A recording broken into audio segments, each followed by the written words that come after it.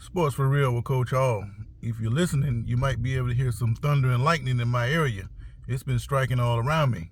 But speaking of being struck by lightning, we got to be talking about the Nebraska Cornhuskers.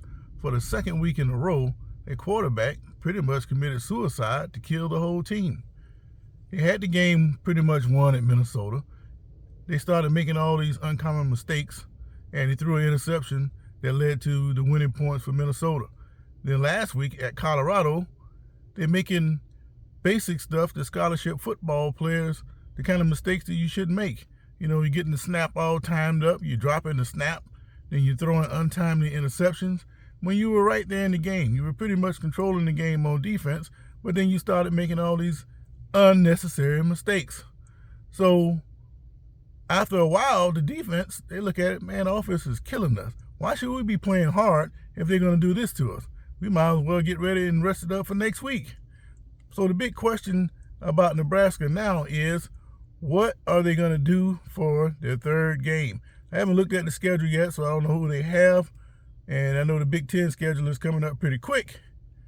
But you got to feel something for the Cornhuskers because they got a good team. They just don't have a quarterback that's consistent enough to do the job to allow them to win.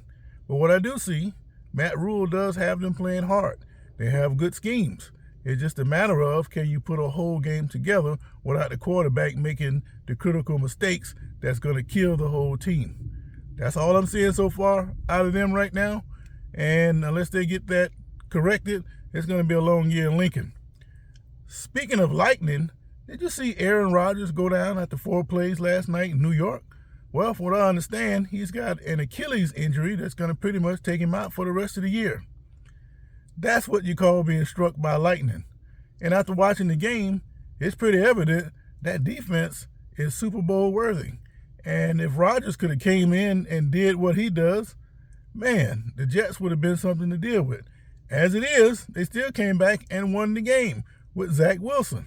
So Rodgers is going to turn into a cheerleader, and he's going to be a coach, and he's going to have to keep mentoring Wilson. But there has been some improvement with Wilson, but they're going to have to open up the playbook because if they're just going to keep running the same kind of plays, eventually it's going to catch up to them. And I feel the same way about some of these rookie quarterbacks. You know, it's kind of hard on Anthony Richardson. I thought he should have stayed at Florida because of his inconsistency. But the size of his body, you know, he had to go and take a chance to go to the pros, especially at a young age. You feel like he can grow into the position. But I still think they're holding these quarterbacks like, you know, they got training wheels on them. You need to let these guys go and let them play a little bit of football. But again, back to Nebraska. Nebraska has a good football team. They're going to have to figure out a way to get their quarterback situation straightened out, just like the Jets. You're going to have to get Wilson sped up and get him to a level where he can perform to keep that defense fresh and attacking people. Now, one other quick thought about these quarterback situations. If these guys are selected to play pro football, why is it so difficult to get them spun up to get on the field? He's been on the team a couple years. He knows the pro football verbiage.